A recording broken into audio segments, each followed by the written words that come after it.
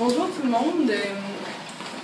D'abord, j'aimerais préciser que j'arrive ici un peu, comme j'imagine tout le monde, mais en toute humilité, dans le sens où la présentation que je vais faire n'est pas liée à une étude vraiment assidue du terrain vague de manière académique, vraiment plutôt liée à la fréquentation du terrain vague que je vais vous présenter, qui se situe dans Hochelaga-Maisonneuve.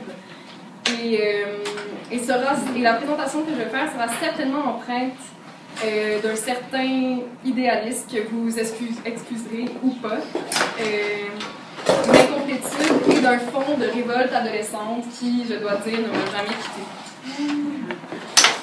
Donc, voilà. Le terrain vague dont je vais vous parler aujourd'hui se trouve dans le quartier Hochelaga-Maisonneuve.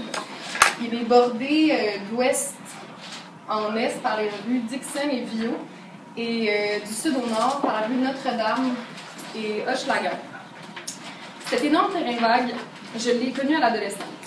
J'y entrais avec des amis, avec au cœur un sentiment d'un certain danger. Était-il illégal ou non d'y pénétrer? Nous pensions alors que oui.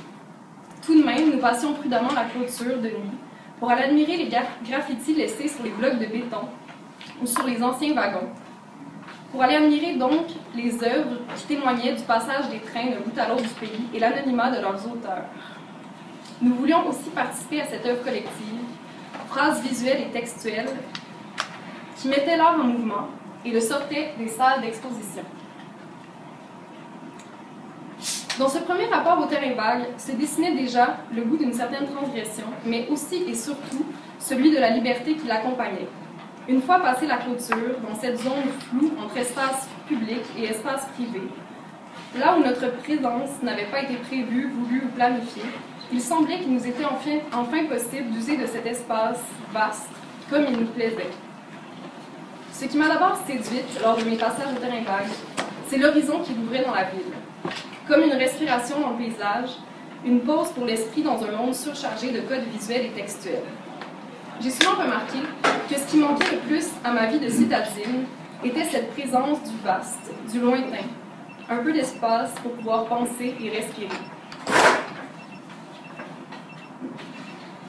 Le terrain vague offrait aussi la possibilité de l'aventure, du surgissement de l'inconnu à même un quartier que je connaissais trop bien, ayant grandi dans Hochelaga-Maisonneuve. Le terme vague, lié à vacus, qui vient lui-même de vacarer, renvoie à être vide ou à être libre. Il représente à la fois la nature indéterminée du terrain vague et la liberté née de cette même indétermination. Le terrain vague, qui n'a été planifié par aucun urbaniste, nous en laisse libres d'en inventer les usages. Il est un peu comme une page blanche, ou presque, nous invitant à écrire un autre récit, un récit autre, en marge des récits dominants. La question principale à laquelle je tenterai de répondre au fil de cette communication est la suivante.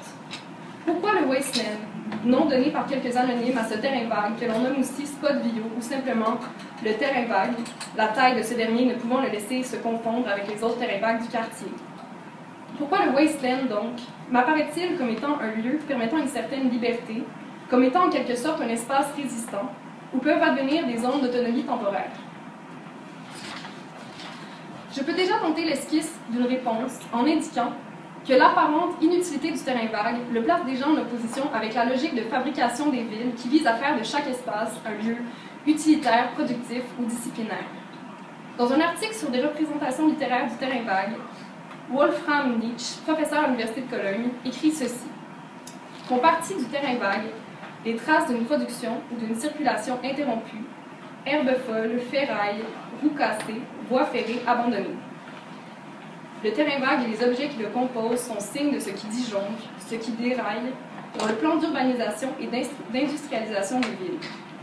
À travers cette logique de production qui se voudrait ininterrompue, il vient trouer le temps et l'espace d'un quotidien trop bien réglé.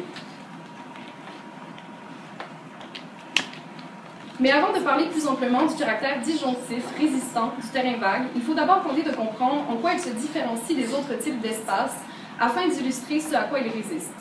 Ainsi, je me suis posé cette question toute simple, qu'est-ce qu'un terrain vague?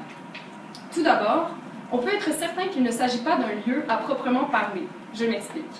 La définition du lieu anthropologique, selon Marc Auger, qui s'est intéressé à la notion d'espace dans un essai sur la surmodernité, est d'être à la fois historique, relationnel et identitaire. Le lieu, écrit Auger, est cette construction concrète et symbolique de l'espace qui ne saurait à elle seule rendre compte des vicissitudes et des contradictions de la vie sociale, mais à laquelle se réfèrent tous ceux à qui elle assigne une place, si modeste soit-elle. Le lieu anthropologique est principe de sens pour ceux qui l'habitent. En opposition au lieu, Auger décrit aussi le concept de non-lieu, qui serait pour leur part des produits typiques de l'époque, non pas post, mais sur-modernes, qui seraient la nôtre. Ces non-lieux sont des espaces strictement utilitaires et transitoires qui n'offrent pas de possibilité d'appartenance aux individus qui les traversent. On compte parmi eux les aéroports, les autoroutes et les grandes surfaces qui partout dans le monde se ressemblent, qui sont interchangeables car hyper-fonctionnels et dénués d'identité propre. Le terrain vague, bien que partageant à première vue quelques-unes des caractéristiques du non-lieu, telles que sa nature transitoire ou anonyme, ne pourrait être confiné à cette catégorie. Certes, les terrains vagues des grandes villes partout se ressemblent et les individus qui les traversent, mais partout se ressemblent, je vais mettre des guillemets ici quand même, et les individus qui les traversent ne peuvent réellement penser y mêler durablement leur identité ou leur appartenance, mais le caractère non fonctionnel du terrain vague l'oppose en fait au non-lieu. Au contraire du non-lieu, il offre au sujet qui le traverse une expérience qui ne peut être formatée. Dans l'inconnu, il crée la possibilité d'une relation à soi, aux autres ou à l'environnement qui reste toujours à inventer. Chez le philosophe et historien Michel de Certeau, on retrouve aussi une définition du lieu comme étant garant d'un certain ordre social. Pour de Certeau, le lieu est en fait lié à la loi de l'ordre, un ordre selon lequel sont distribués des éléments dans un rapport de coexistence. Au cœur du lieu règne la loi du propre, écrit l'historien dans le tome 1 de l'Invention du quotidien. Je cite, « Les éléments considérés sont à côté des uns des autres, chacun situé à un endroit propre et distinct qui le définit. Le lieu est théorique, conceptuel. L'espace serait au lieu ce que devient le mot quand il est parlé. L'espace est un croisement des mobiles formé et transformé par les mouvements qui le traversent, alors que le lieu est avant tout un produit du discours. La ville est elle-même planifiée autour de ces produits du discours, autour de lieux théoriques qui s'articulent et qui forment une administration des espaces propres. Cette ville est issue de la volonté d'instaurer un certain ordre dans ce chaos formé par la population et les objets qu'elle se doit de contenir et d'orchestrer.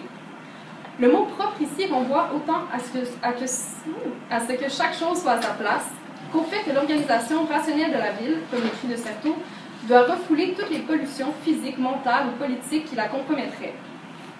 En ce sens, le terrain vague apparaîtrait plutôt comme un espace impropre, pour ne pas dire, non sans humour, un espace sali, qui justement pourrait compromettre l'organisation rationnelle de la ville. Il est signe de sa dégradation, des failles de sa logique qui se voudrait inébranlable, complètement fonctionnelle.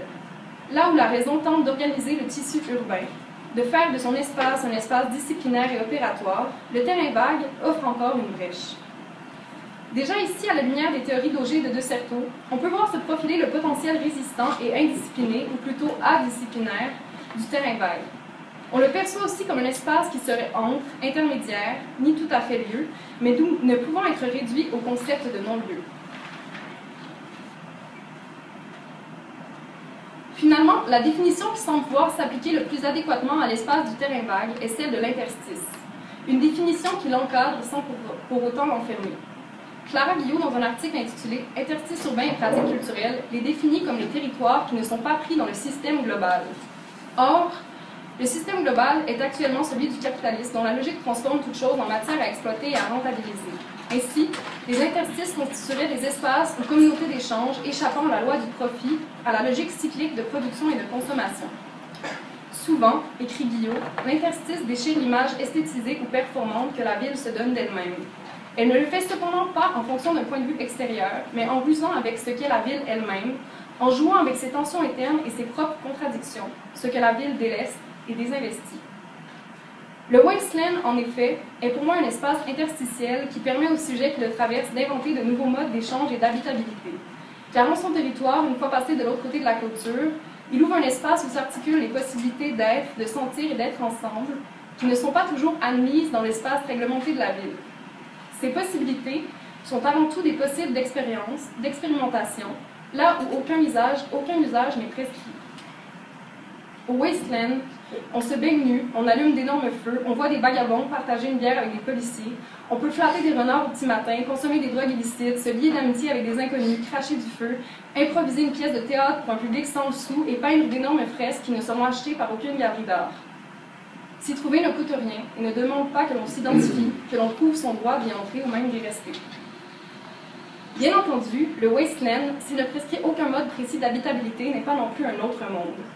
Le réel qui s'y déroule n'est pas une réalité autre, mais s'inscrit aussi dans le continuum de la réalité urbaine, tout en la détournant.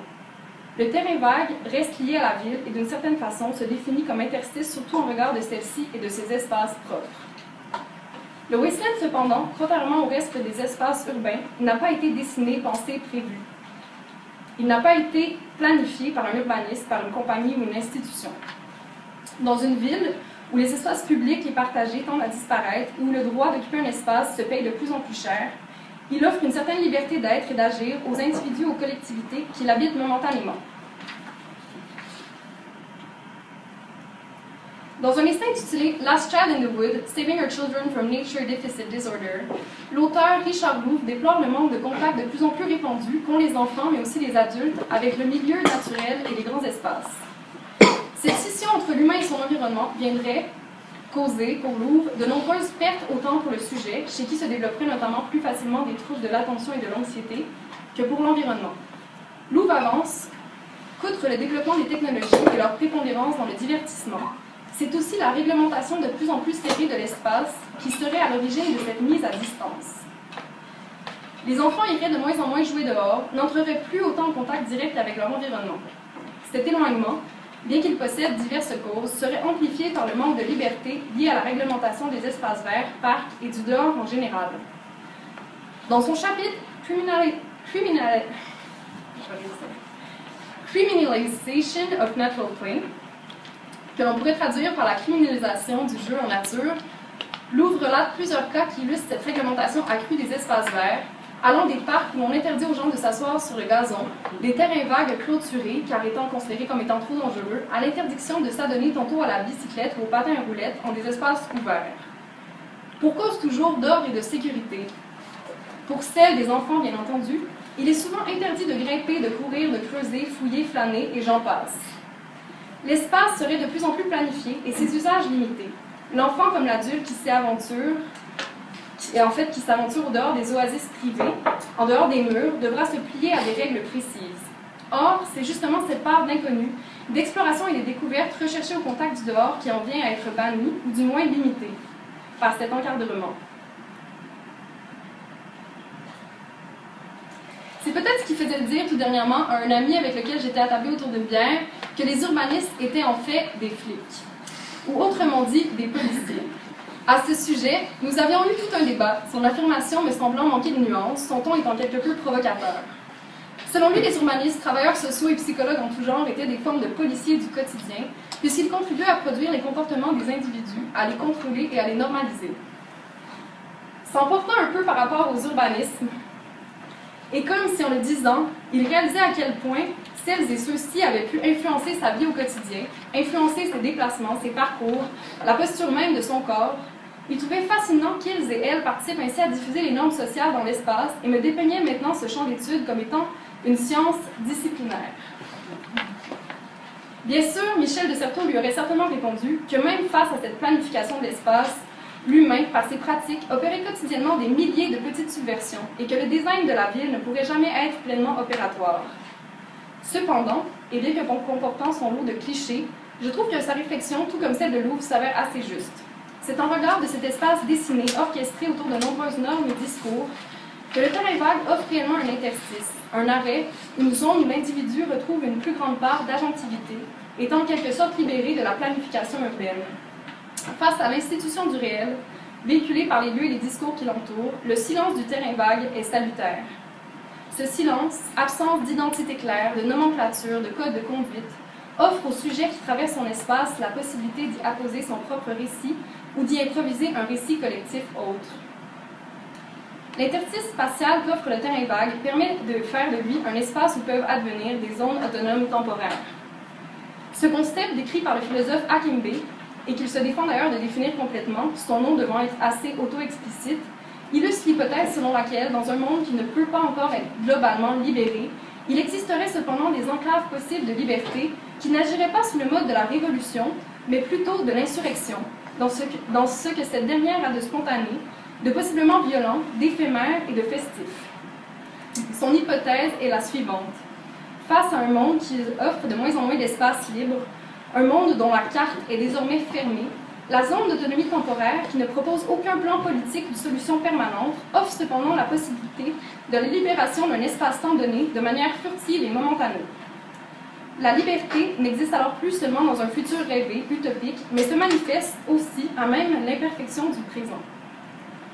Alors que la carte du monde s'est refermée, que chaque espace et territoire ont été nommés et circonscrits, la zone autonome reste ouverte. Métaphoriquement, elle émerge de la dimension fractale invisible pour la cartographie du contrôle, écrit Akembe.